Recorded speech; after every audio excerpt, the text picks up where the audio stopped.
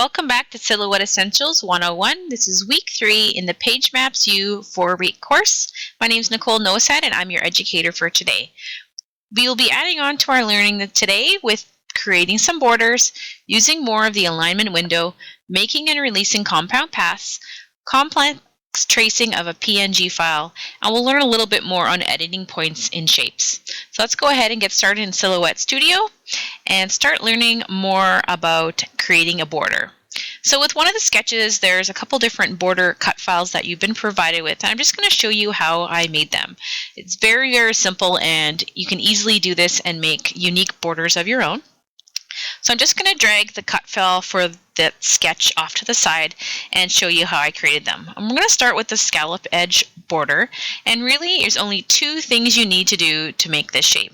The first is to create a long rectangle along the edge of the page, and I'm just going to create one the whole width of my paper here, and using the scale tool I'm just going to size this to 11.75, and then I'm going to make the height 1/2 inch. And then I'm going to hit apply, and you'll see I have a rectangle that size. Now the second thing you need to do is draw a circle, and I'm going to do that here with my ellipse tool and draw a small circle. And I'm not going to worry too much about the size right now because I'll go back into my scale window after I've selected it, and I'm going to make that circle with a lock aspect tool on 1/4 inch so that it's completely circular. Now I'm going to just line this up along that edge of the rectangle here, and I'm going to zoom in a little bit more so you can see that better. And the easiest way to do this is just to take this circle that is in the inside of your drawn circle, which shows the circular most point of that shape, and just line the crosshairs up along with the line onto the rectangle. And you can see there that it's lined up perfectly. And then it's really just a matter of replicating that circle shape across the edge of that rectangle. So you can go ahead and just duplicate one at a time or create a row of 4 like we did in last week's video. And you can keep going all the way till you get near the end. Keep on going. Or you can go down into your advanced options, and you can actually type in a number that you'd like to replicate. So I'll just type in 12 and hit to the right and hit replicate. And it's going to add 12 circles to the right. So in this case, I don't need 12. I'll just choose 6 again to the right and hit replicate. And you'll see that it makes 6 circles now to the right of that last shape. So I'm just going to go and delete the extra circles that I don't need. And we're almost done creating that scallop border. So from here, I'll zoom in again. And it's just a matter of welding this together. So I'm just going to select all these different shapes by clicking and dragging over top of them. Really, really easy to do this. And then right click and you can choose modify and weld. And you can see we now have a scallop edge border. Now the next border I want to show you is how I made this wavy edge border, and it's much the same as the first one. We just use a different tool to create the waved edge. So I'm again going to make another rectangle here, 11.75 by 1/2 inch. And I'm just going to center that and drag that onto the middle of my page. And then we're actually going to use a different tool here, and this is called the curved shape tool. So it's probably in the middle of your toolbar here on the left side of the Silhouette software. And you can see it looks like a figure 8.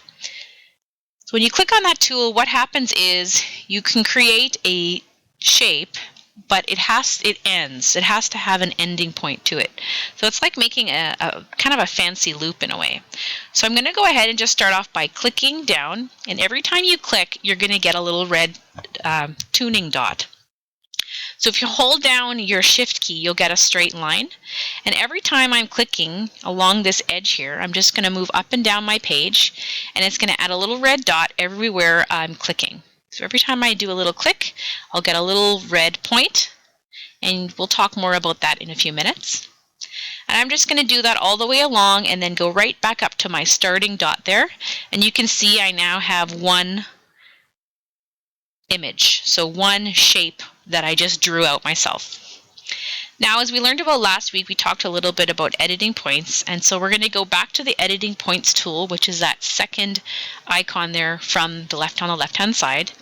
And you really want to move a lot of these points now. So for me, I'm going to delete a couple of these points just to get it to be straight up and down. And again, if you want to fine-tune any of these points along your path here, you just need to click on it and drag it over. And you can delete them. You can add more in if you want to create more of a curve. And because I'm going to be welding this in the end, I'm not going to worry much about that top line that I drew. I'm going to focus more on this bottom area. So I'm just going to click some of these and drag them down, like so. And you can see here how they have handles on the side. So I'm going to move some of those handles in just a minute. I'm just going to move a few of these down. And some of them you can make into a curve. So if it's more of a flat line, you just select Make Curve, and it makes it more of a bendable point area for you. And then if you grab one of the long antenna I call them antenna holders, you can see, but just by bending it down, you can create quite the curve on your line. So you can play with that as much as you want just to create your border. I don't want a really big line, so I'm not going to have a super long curve. And the longer you pull that out, the longer and more of an arc you'll have on your design. If you pull that handle shorter and make it tighter in, you'll see that it actually straightens up that line and makes it more of a straight point. So I'm just going to pull this one in here, and you can see that it ends up being more of an up and down perpendicular line. So you just want to play around a little bit with this. You don't want to spend a whole lot of time at it. And sometimes you just want to make it a little bit wider so you can pull it out with your sizing tool there. And in this case, you just want to make sure that that curved shape that you've drawn just matches up with each edge of your rectangle. And then you're going to do this, you're going to select both of those shapes and just do a weld image, just like we've been doing for the last few weeks. So you can see that we're now building on your skill in the silhouette. We're adding in some of those different techniques that we've learned in week 1 and week 2 and combining them, starting to combine them together to create different things. And there's your welded shape. And that you fill it up, you can kind of see it's almost like a ripped edge, this look, but a little bit cleaner looking. So the possibilities with this one is quite endless. You could virtually make any sort of border you want with that tool. The next thing I want to talk to you a little bit about is more on the make and release compound paths. And I've talked about it a little bit in weeks 1 and week 2, but this is just a good example of showing you the difference between making and releasing a compound path. So I'm just going to make this simple Polaroid frame by drawing a rectangle and then sizing it in the scale window to the size and the dimensions that I want. So I'll just quickly do that here. And then I'm going to apply. And secondarily to this, I'm going to draw a square now. That's going to go inside of that Polaroid area. And size that also. And then I'm going to show you how to align these together. So I'm going, for this one, I'm going to lock the aspects so they're exactly the same. And make them 2.5 inches in the middle. And line it together. Now if I select both of these items, I can get them to easily line up together using the alignment tool. So I'm just going in the alignment window, sorry. So if I click on both, select both options.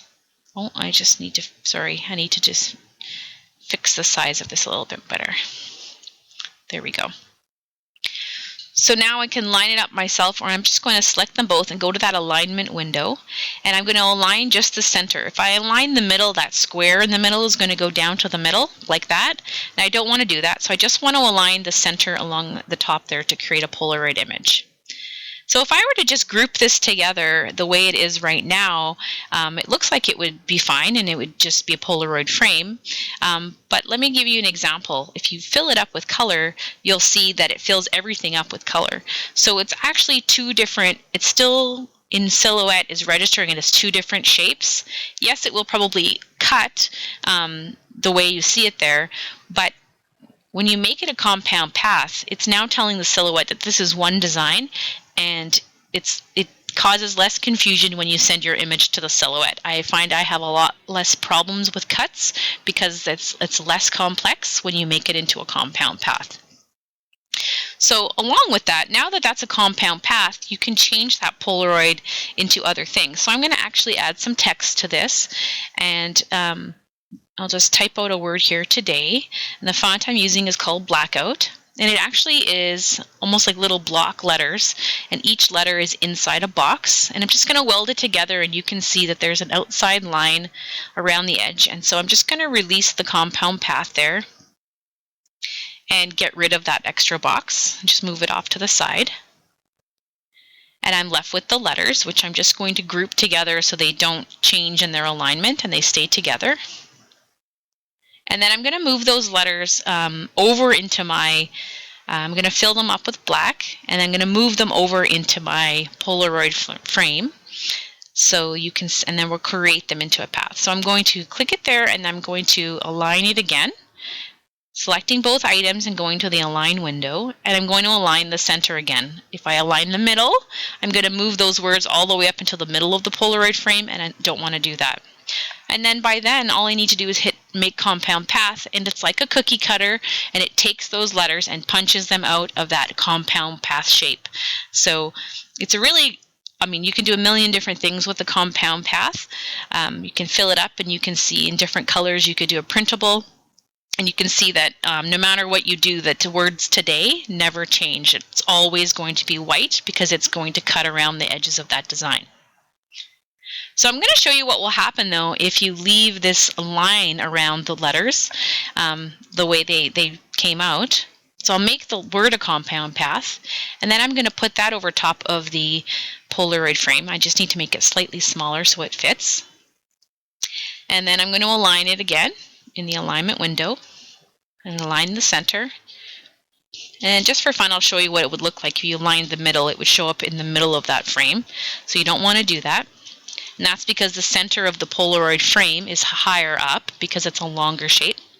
And now I'm going to just make that a compound path by selecting both items and selecting make a compound path.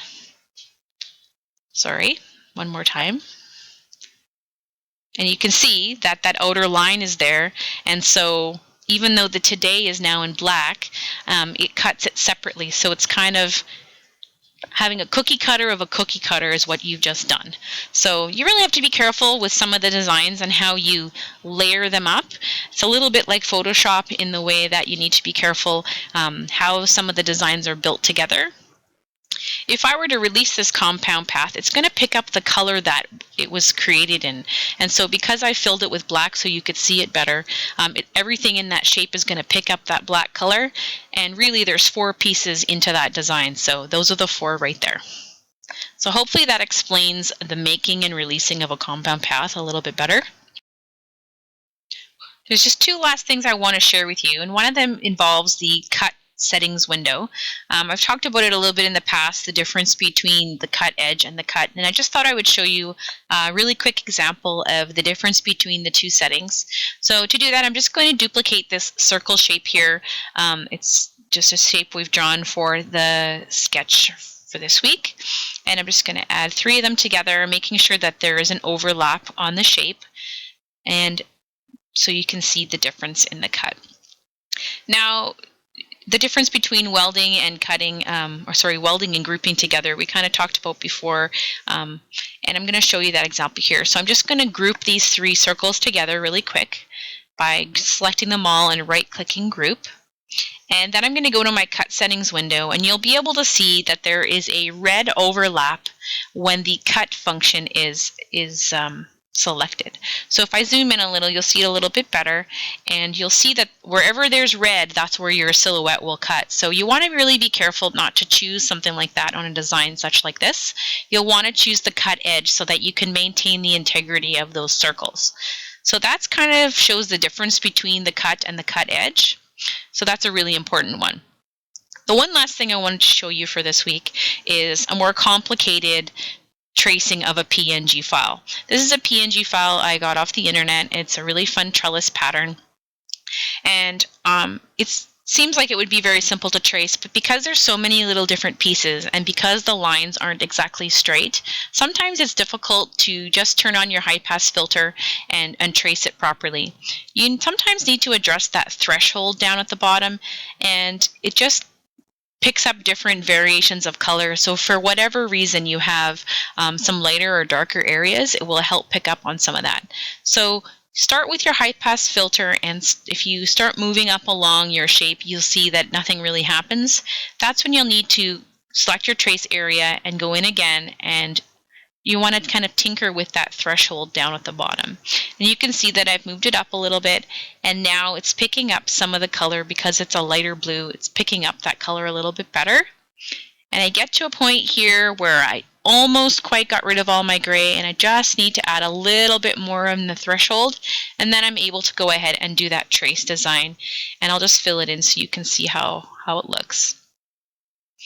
And sometimes you just have to be cautious of that. So if you're having trouble with your high pass filter and it's not picking up your traced item very well, try giving your threshold a little adjustment. So let's go ahead and put some of these tips to work on your page map sketches. So here's the first sketch that I used for this week. And there's that fun circle pattern paper that I've just backed with some Simple Stories paper. And I've used the Polaroid frame that we created with making compound paths to use the today. And here's my second sketch where I used a lot of those border strips that we created, including the torn edge and the scallop edge. And I just love how that looks over top of that trellis border that we cut. And next week, we are going to go into more details on how you can line the back of these kind of cut files with your pattern paper so that you don't waste and have a lot of wasted product. So stay tuned for that. And next week, we have a lot to wrap up, so don't miss out on that. And if you need more inspiration, check out pagemaps.com for lots of great sketches and inspiration from our design team. Have yourself a great day.